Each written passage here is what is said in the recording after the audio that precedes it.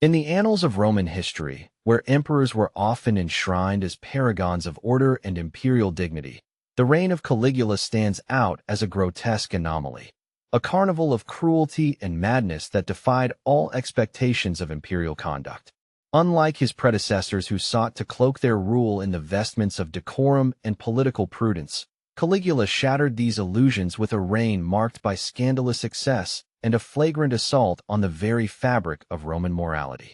His name became synonymous with a disturbing truth, that absolute power, when wielded by a fractured mind, can unravel the very empire it seeks to command. Caligula's imperial celebrations were not mere festivities. They were theatrical affirmations of his madness, a dark spectacle where the boundaries between power, debauchery, and terror blurred into indistinguishable chaos. These events were lavish to the point of grotesquerie, spectacles drenched in luxury, yet steeped in a perverse theatricality designed to humiliate and dominate. Feasts under his command were scenes of surreal excess, tables groaning under the weight of exotic delicacies and flowing wine. Yet the revelry was punctuated by acts so bizarre and humiliating that they transcended mere indulgence to become instruments of imperial cruelty. Guests, often high-ranking nobles and senators, found themselves unwilling participants in humiliations that stripped them of dignity, reinforcing the emperor's absolute dominion over not only their lives but their honor. The nature of these celebrations reflected a calculated disregard for the traditional Roman values that once governed public life. Drunkenness spiraled into orgies of promiscuity, laughter was punctuated by cruel jests, and the line between amusement and abjection was obliterated. Caligula's court became a theater of the absurd, where excess became the currency of power and reason was drowned in debauchery. His banquets were less about sustenance and more a grotesque display of his capacity to transcend and mock the very institutions that had built Rome's grandeur. The emperor's cruelty was not confined to physical punishment, but extended into a psychological realm, where the spectacle itself was weaponized to instill fear and submission.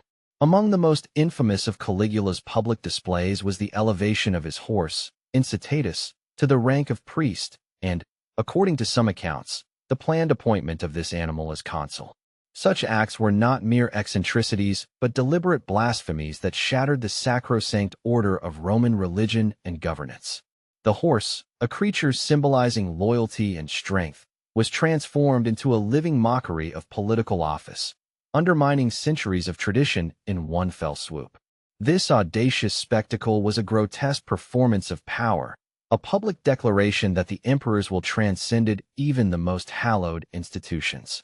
It was as if Caligula sought to reduce the imperial court to a theater of the absurd, where reason was supplanted by madness, and the sacred was profaned without restraint.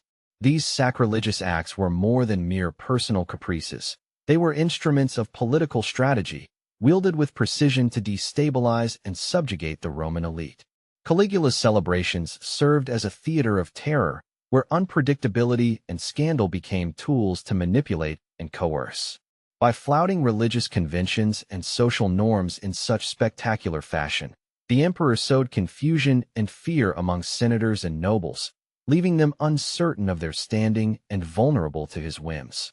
His excess was a calculated assault on the established order, a display of absolute power that demanded obedience not through reason or respect, but through intimidation and spectacle. The emperor's madness permeated every aspect of these celebrations, transforming them into a perilous dance on the edge of chaos. The traditional role of imperial festivities, to reinforce social cohesion and celebrate Rome's grandeur, was perverted into a grotesque carnival where the emperor's cruelty and caprice reigned supreme.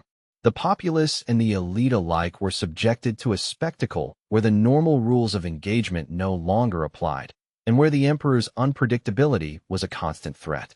In this environment, loyalty became a precarious gamble, and survival depended on the ability to navigate the treacherous whims of a ruler unbound by reason or restraint. Caligula's reign was thus characterized by a relentless pursuit of excess, a pathological need to assert dominance through acts that shocked and humiliated. The lavishness of his celebrations was not simply about wealth or pleasure, but was inseparable from a darker impulse, the desire to dismantle the very structures that constrained his power. In this, his madness was both a symptom and a weapon, a psychological unraveling that manifested as a campaign of degradation against Rome's institutions and its people. The emperor's cruelty was theatrical and absolute, a spectacle of power that left a trail of fear and resentment in its wake. The consequences of these depraved festivities extended far beyond the walls of the imperial palace. They reverberated through Roman society, eroding the respect and legitimacy that were the pillars of imperial authority. The once sacred rituals that bound the empire together were mocked and desecrated, undermining the Pax Deorum, the peace of the gods, that was believed to sustain Rome's prosperity. Caligula's celebrations were an affront not only to tradition, but to the collective psyche of a civilization struggling to reconcile the grandeur of its past with the madness of its present ruler. In these moments, the emperor's excesses became a mirror reflecting the fragility of imperial power when corrupted by madness. The spectacle of his celebrations was a grotesque tableau of a regime teetering on the brink of dissolution, where the emperor's cruelty was both the cause and symptom of a deeper rot. Through lavish banquets, sacrilegious appointments, and humiliating performances, Caligula wielded his madness as a tool of domination, reducing the empire to a stage for his own deranged theater. It was in this relentless, unsettling display of imperial excess that Caligula's reign found its darkest expression, a reign not defined by conquest or governance, but by the spectacle of power turned inward and violent. His celebrations were a carnival of cruelty, a public theater where madness was not hidden but paraded with brazen abandon. In this grotesque spectacle, the emperor revealed the terrifying potential of unchecked power and the devastating consequences when the mind behind the throne descends into madness. The reverberations of Caligula's depraved excesses echoed far beyond the marble walls of the imperial palace, fracturing the delicate equilibrium of Roman society. His outrageous behavior, once tolerated as the eccentricities of a sovereign, soon became a catalyst for alienation and unrest among the very elite whose cooperation was crucial for governance. Senators, nobles, and citizens alike recoiled from the emperor's spectacles, perceiving them not as moments of imperial grandeur, but as dangerous assaults on the dignity and stability of the state. The imperial excess that had once dazzled now repulsed, sowing seeds of discord and eroding the foundations of respect that underpinned the Roman political order. The alienation of the elite was profound. Senators, traditionally pillars of Roman authority and guardians of its republican heritage, found themselves humiliated and undermined by Caligula's reckless ostentation. The emperor's reckless celebrations were not mere personal indulgences, but acts that threatened to dismantle the political fabric. They were seen as a direct affront to the Senate's prestige, as the emperor paraded his contempt for their counsel and traditions before the public eye. This erosion of respect was not confined to private grievances. It manifested as an open crisis of legitimacy, where the imperial office itself was brought into question. The spectacle of madness had transformed from a curiosity into a threat, destabilizing the very mechanisms of governance.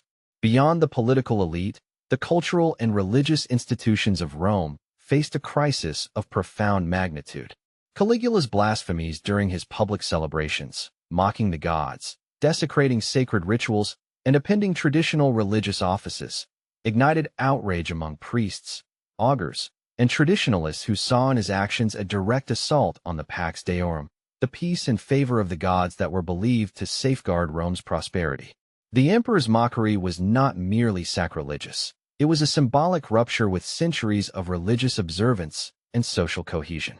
The resulting crisis of faith permeated Roman society, fostering an atmosphere of unease and disquiet that compounded the political instability already festering within the empire. Religious backlash intertwined with political dissent, creating a volatile amalgam of fear and resistance. The emperor's excesses were perceived not only as manifestations of personal madness, but as existential threats to the moral and spiritual order. Caligula's reign became a battleground where the old gods and old ways were mocked, and the emperor's unpredictability bred paranoia among those who once served him loyally. This paranoia, in turn, manifested in brutal purges and executions, often conducted under the cloak of public celebrations, turning festivities into grim reminders of the emperor's capacity for terror. The same spectacles that displayed his cruelty also served as warnings, reinforcing his grip through fear and unpredictability. The mechanisms of control employed by Caligula were as insidious as they were overt. His public celebrations became stages not only for excess, but for political theater where loyalty was tested and dissent was met with swift and merciless reprisal. Senators and courtiers lived in constant apprehension, uncertain when they might be summoned to partake in humiliating rituals or fall victim to sudden accusations of treason. The emperor's paranoia fed on itself, creating a vicious cycle where suspicion bred cruelty, and cruelty deepened suspicion. The atmosphere was suffused with dread, a toxic environment where the emperor's whims dictated the fate of many, and trust was a dangerous luxury. This climate of fear and instability ultimately proved unsustainable. The initial awe inspired by Caligula's flamboyant displays gave way to revulsion and desperation among those who bore the brunt of his tyranny. The Praetorian Guard, once the emperor's protectors and senatorial conspirators, coalesced in a deadly alliance, united by a common goal: the termination of Caligula's reign. His assassination was not merely a political act, but a violent repudiation of the madness and excess that had come to define his rule. It was a desperate bid to restore order, to reclaim the shattered dignity of the imperial office, and to halt the descent into chaos wrought by a ruler consumed by his own depravity. The violent end of Caligula's reign marked a turning point, a rupture in the narrative of imperial excess and madness. Yet, the legacy of his rule lingered far beyond his death. Historians and contemporaries alike would view his reign as a cautionary tale, a stark illustration of the corrosive effects of absolute power when corrupted by psychological instability and unrestrained indulgence. The spectacle of his celebrations, once the grotesque theater of his madness, became emblematic of the dangers that lurk when personal vice is allowed to dictate the fate of an empire. Caligula's excesses were not isolated incidents, but symptoms of a deeper malaise, a warning etched into the historical record about the fragility of power and the perilous consequences of its abuse. In reflecting on the aftermath of Caligula's excesses, one confronts the disturbing reality that imperial madness is not merely a personal failing, but a societal contagion. The emperor's debauched celebrations undermined the very institutions designed to preserve order, eroding the moral and political foundations of Rome. His reign revealed the vulnerability of an empire when its leader's mind becomes a battleground of cruelty and caprice, where fear supplants respect and spectacle replaces governance. The cultural and religious backlash that followed his blasphemies underscored the intrinsic link between power and piety in Roman society, and how their rupture precipitated a crisis that threatened to unravel the empire itself. Caligula's reign, therefore, stands as a grim testament to the destructive potential of unchecked tyranny. His excesses were not mere anecdotes of historical depravity, but active agents of destabilization, fracturing the unity of Rome's ruling class and casting a long shadow of fear over its populace. The desperation that culminated in his assassination was a tragic but inevitable response to a regime that had lost all semblance of rational governance. The emperor's cruelty and madness had become a poison in the bloodstream of the empire, and its violent removal was a desperate attempt to cleanse a system on the brink of collapse. Yet, even in death, the echoes of Caligula's excesses continued to haunt Rome, serving as a dark mirror reflecting the perils of autocracy divorced from reason and restraint. His reign remained a somber lesson etched into history, an enduring reminder that the spectacle of power, when consumed by madness, becomes a harbinger of ruin. The emperor's legacy is thus inseparable from the moral decay and political chaos he wrought, a chilling warning of how the excesses of one man can imperil the fate of an empire.